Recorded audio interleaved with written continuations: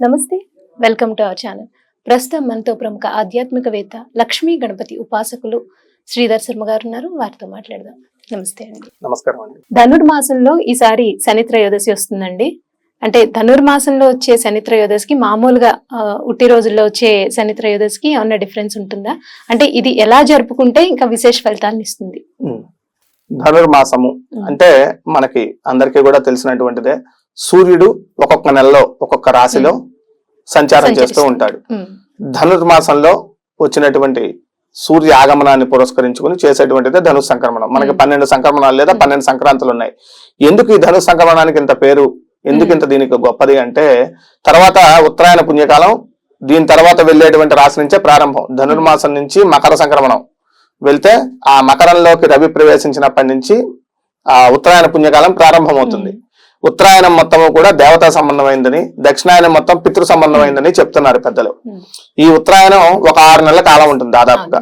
ఈ 6 నెలల కాలానికి ఈ నెల తెల్లవారుజామున అంటే బ్రాహ్మీ ముహూర్తం కింద వేసుకోవచ్చు మనం. ఈ ధనుర్మాసం అనేటువంటిది రాబోయే ఉత్తరాయణ పుణ్యకాలానికి బ్రాహ్మీ ముహూర్తం లాంటిది. అంటే మనకి రోజులో ఈ బ్రాహ్మీ ముహూర్తం మనం పూజా కార్యక్రమాలు చేసేటువంటి ఆ సమయం ఎలా అయితే విశేషమో, ఈ రాబోయేటువంటి 6 నెలలకి ఈ ధను సంక్రమణం అంతటి విశేషంగా చెప్పబడుతోంది. అందుకనే మిగతా సంక్రమణాలకు కూడా ఇన్ని రోజులు చెయ్యరు. మీరు గమనిస్తే, మనం గమనిస్తే మకర సంక్రాంతికి కూడా ఆ రోజో దాని తర్వాత రోజో దాని ముందు రోజో 3 రోజులే ఉంది. తర్వాత మిగతా సంక్రమణాలకు కూడా 1.5 రోజు, సంక్రమణం అయిన రోజు ఆ తెల్లారి మధ్యాహ్నం వరకు ఉంటుంది దాని విశేషం. అందులో మళ్ళీ కర్కాటక సంక్రమణానికి 1.5 రోజు పైగా ఉంటుంది. చాలా ఉన్నాయి అనుకోండి. కానీ ఈ ధనుర్మాసంలో ధనస్సులోకి వచ్చినటువంటి రవికి అంతటి విశేషం ఎందుకు చెప్పబడిందయ్యా అంటే, రాబోయేవన్నీ కూడా భగవత్ సంబంధమైనటువంటి మాసములు కనుక ఈ మాసముల్లో చేసేటువంటి ప్రతి పుణ్యకార్యము భగవంతుడి దగ్గరికే వెళ్తుంది. అందుకనే మీకు ఈ ధనుర్మాసంలోనే మహామహిమాన్వితమైనటువంటి ఒక పుణ్యమైనటువంటి తిథి ఒకటి వస్తుంది, ఉత్తర ద్వార దర్శనం అని చెప్పి. మీకు ఉత్తరం వైపు నుంచి తీసుకెళ్లి దర్శనం చేస్తూ ఉంటారు. దక్షిణం యమద్వారం అని, ఉత్తరం దేవతల ద్వారం అని చెప్తున్నాం. మనకి ఇంటి నిర్మాణంలో గానీ ఇంకో ప్రదేశంలో అయినా సరే ఉత్తరం ధనస్థానం అని, కుబేర స్థానం అని చెప్తున్నారు, లక్ష్మీ స్థానం అని. దక్షిణం వైపు అంతా కూడా బరువుగా ఉండేటువంటి కట్టడాలు గాని లేదా బరువైనటువంటి సామాగ్రి కానీ పెట్టుకోండి. ఉత్తరం తేలిగ్గా ఉండాలి, దేవతా స్థానం అని చెప్తున్నారు. అటువంటి ఉత్తరం వైపు నుంచి మనల్ని దేవాలయానికి తీసుకెళ్తున్నారు. అంటే ఏమిటి? దేవతలు వెళ్ళేటువంటి సంచారం చేసేటువంటి మార్గం ద్వారా మనల్ని లోపలికి పంపిస్తున్నారు. దాని అర్థం అది మోక్షప్రదమైనటువంటి ద్వార దర్శనము అని. అటువంటి ద్వార దర్శనం చేసుకుంటానికి మరి ఎవరిని పడితే వాడిని ఎప్పుడు పడితే అప్పుడు తీసుకెళ్ళం కదా. అందుకని ధనుర్మాసం అని ఒక నెల పెట్టి ఈ నెలంతా వీడికి మానసికమైనటువంటి క్రమశిక్షణ, అంటే ఉదయమే లేవటం, కార్తీక మాసం, శ్రావణ మాసం, ఆశ్వేజ మాసంలో ఏ నియమాలు అయితే పాటించాడో ఆ నియమాలతోనే ఉంటారు ఈ ధనుర్మాసం కూడా. ఉండి వీడు ఈ యొక్క ఉత్తర ద్వార దర్శనం చేసుకుంటాడు. అంటే మామూలుగా శని త్రయోదశి వచ్చింది అనుకోండి, ఆ రోజు ఆ ముందు రోజు మనం కొంచెం జాగ్రత్తగా ఉంటాం. కానీ ఇలా ఒక దీక్షలాగా పెట్టుకుని ఒక 10 రోజులు 20 రోజుల నుంచి మనం ఒక పద్ధతిగా ఉంటూ పొద్దున్నే లేచి చన్నీళ్ళు స్నానం చేస్తూ ఆ తిరుప్పావే చదువుతూ ఇంటి ముందు ముగ్గులు వేసుకుంటూ మార్గశిర లక్ష్మీ పూజలు చేసుకుంటూ ఉండేటువంటి మానసికమైనటువంటి ఈ స్థితిలో శని త్రయోదశి రోజు కనుక పూజ చేస్తే అది విశేషం కాకుండా ఎలా అవుతుంది? ఖచ్చితంగా విశేషమై తీరాల్సిందే అది. కనుక శని త్రయోదశి అంటే త్రయోదశితో కూడినటువంటి శనివారం. అంటే శనివారం రోజు త్రయోదశి వస్తే అది శని త్రయోదశి అని చెప్తున్నారు. ఇందులో పౌర్ణమి ముందు వచ్చేటువంటి ఈ త్రయోదశి శనివారం కంటే అమావాస్య ముందు వచ్చేటువంటి శనివారం త్రయోదశికి ఇంకా విశేషం, చాలా విశేషం చెప్పబడింది అమావాస్య ముందు వచ్చేటువంటి శనివారాన్ని. ఇంకా ఈసారి ఇంకా విశేషం ఏమిటయా అంటే, అమావాస్య సోమవారం కలిసి వచ్చింది ఈ మార్గశిర మాసంలో. సోమవారం అని, సోమావతి అమావాస్య అని దానికి పేరు. దానికి ఒక వ్రతం కూడా ఉంది, సోమవార వ్రతాలని కొన్ని వ్రతం కూడా చేస్తారు ఆ సమయంలో. అంటే అమావాస్య రోజు సోమవారం వస్తే చాలా విశేషం అని చెప్తోంది శాస్త్రం. శివారాధనకి చాలా విశేషం అది. శివుడికి సంబంధించిన పూజలు ఏమన్నా ఉంటే ఆ రోజు చేసుకోమని. అట్లానే ఈ శని త్రయోదశి రోజున సహజంగా శని పీడితులు జాతకంలో ప్రతి ఒక్కడికి శని ఏదో ఒక సందర్భంలో గోచారాత్తో గ్రహచారాత్తో వాడిని పీడించకుండా ఉండదు, అది సహజమే. పైగా మనకి ఒక సంవత్సరం అంటే శనికి అవి 2.5 సంవత్సరాలు. అంటే శని 2.5 సంవత్సరాలు ఉంటాడు ఒక్కొక్క రాశిలో. ఇందాక మనం చెప్పుకున్నట్టు సూర్యుడేమో 4 రోజులే ఉంటాడు ఆయన ఒక రాశిలో, ఈయన 2.5 సంవత్సరాలు ఉంటాడు ఒక్కొక్క రాశిలో. చంద్రుడు చూస్తే ఒక రోజే ఉంటాడు ఒక రాశిలో, ఒక నక్షత్రంలో ఒక రోజు, ఒక రాశిలో 2.5 రోజులు 3 రోజుల్లో చంద్రుడు మారిపోతాడు.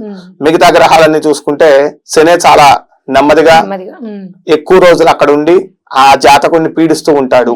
కనుక ఆయన పీడిస్తాడా అంటే పీడిస్తాడు, అట్లానే ఆ పీడనతో పాటు జ్ఞానాన్ని ఇస్తాడు. ఎలా కుదురుతుంది అనే సందేహం రావచ్చు మనకి. ఇప్పుడు మనం ఏదైనా ఒక యుద్ధ విద్యలకు వెళ్ళారనుకోండి, ఆర్మీ, పోలీస్ ఇట్లాంటి వాటికి వెళ్ళారనుకోండి, వాడికి దుప్పటి కప్పి 8 వరకు పడుకోబెట్టరు. వాడికి యుద్ధం ఉన్నా లేకపోయినా 4 గంటలకే లేపి వాడిని పరిగెత్తిస్తారు. వీడు కూడా చచ్చినట్టు ఆ పని చేయాల్సిందే, అంతేగాని యుద్ధం వస్తే పరిగెడతా ఇప్పుడు పడుకుంటా అంటానికి ఉండదు. ఎందుకని దానికి సిద్ధం అయ్యేలాగా వీడిని తయారు చేస్తారు. ఎప్పుడు వస్తుందో ఎవరికీ తెలియదు యుద్ధం. వీడి అవసరం దేశానికి ఎప్పుడు ఉంటుందో వీడికే తెలియదు. కనుక వీడు ఎప్పుడంటే అప్పుడు సిద్ధపడేలాగా యుద్ధానికి వెళ్లేలాగా వీడిని సిద్ధం చేస్తారు. అట్లానే మన మనస్సు కూడా భగవంతుని పిలుపు ఎప్పుడు వస్తుందో మనకి తెలియదు. ఎవడైనా రాసివ్వగలరా, నేను ఇన్ని సంవత్సరాలు, ఇన్ని రోజులు, ఇన్ని నెలలు బతుకుతా అని రాసివ్వలేడు. కనుక ప్రతివాడు ఏమనుకుంటాడు, నాకు ఇంకా ఆయుర్దాయం ఉంది, పుణ్యక్షేత్రాల దర్శనం కొన్నాళ్ళకి చేస్తాను, ఉపాసనకి ఇప్పుడేం వయసు అయిపోయింది, 50 ఏళ్ళు రిటైర్ అయిపోయిన తర్వాత చూసుకుందాం, ఇంకా నా మనవరాలు పెళ్లి అయితే కూర్చుందని జపానికి అనుకుంటాడు. అలా కాదు. ఇదిగో ఇది నీ జీవితం. సడన్ గా నువ్వు కింద పడిపోతావు. ఒక్కసారి ఈ రోజు వరకు అయ్యా నమస్కారం అన్న వాళ్ళే అవతలిపోనేటువంటి స్థితి నీకు కలగచ్చు అని ఈ శని వీడికి జ్ఞానాన్ని నేర్పిస్తాడు. వీడికి ఒక్కసారి ఏళ్ళనాడ్సిన 7.5 సంవత్సరాలు అయిందా, వీడు చాలా మెచ్యూర్డ్ పర్సన్ అయిపోతాడు. మీరు ఎవరైనా ఏళ్ళనాడ్సిన పీడితుల్ని అడగండి, 7.5 సంవత్సరాలు రాకముందు వాడు ఒకలా ఉంటాడు, 7.5 సంవత్సరాల తర్వాత ఈ డక్కా ముక్కీలన్నీ తిని ఉన్నది ఒకటే పరమేశ్వరుడు, ఇవన్నీ లేవనేటువంటి ఆ స్థితికి వచ్చేస్తుంది వాడి మనస్సు. ఇది ఆయన చేసే పని. పోనీ అట్లా అని నిన్ను నిందిద్దామా అంటే అట్లా కూడా లేదు. మళ్ళీ ఇంత జ్ఞానాన్ని ఇచ్చినా కూడా నిన్ను ఏ స్థితిలో అయితే 7.5 సంవత్సరాల్లో పట్టుకున్నాడో ఖచ్చితంగా దానికంటే 2 మెట్లు పైన పెట్టి వెళ్ళిపోతాడు. మళ్ళీ ఏం బాధపడ్డాడు, కింద పడేయడు, మళ్ళీ ఉన్న డబ్బులన్నీ తీసుకుని రోడ్డు మీదకి వదిలేయడం అట్లా ఏమన్నా మాస్టర్ మళ్ళీ తీసుకెళ్తాడు ఆయన. మళ్ళీ తీసుకెళ్లి మళ్ళీ పైన కూర్చోబెడతాడు. అంటే శిక్షణ ఈ రెండు మన మనస్సుకు అవసరం.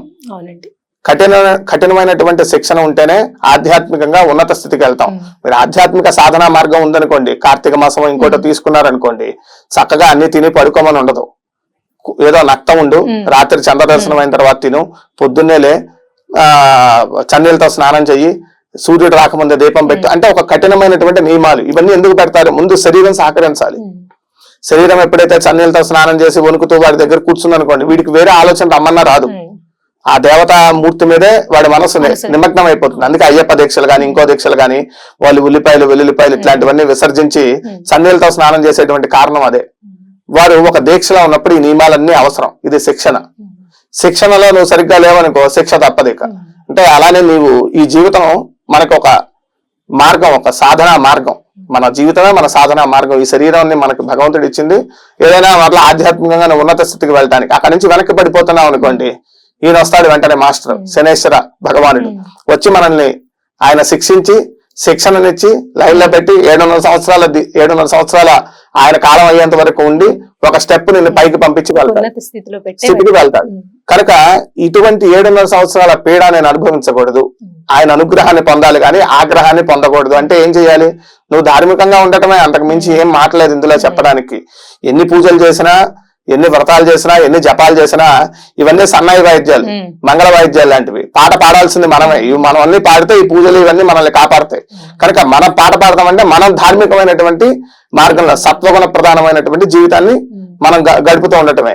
ఇదిగో నేను అలా సత్వగుణ ప్రధానమైన జీవితాన్ని గడుపుతున్నాను అని చెప్పి ఆయనకు నమస్కారం చేసుకుని ఆయనకి ఇష్టమైనటువంటి ద్రవ్యాలు నల్ల నువ్వుల నూనె, పత్తి, ఇనుము, బెల్లము, అట్లానే ఉప్పు, బియ్యము ఇత్యాది ద్రవ్యాలన్నీ కూడా ఆయన పూజల్లో విరివిగా వాడటం.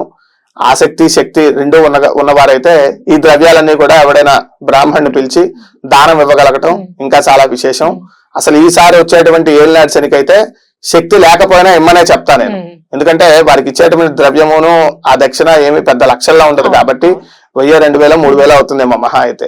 కనుక మరలా ఇటువంటి అమావాస్య ముందు ధనుర్మాసంలో వచ్చేటువంటి శని త్రయోదశి అంటే నువ్వు మళ్ళా సంవత్సరం ఆగాలి.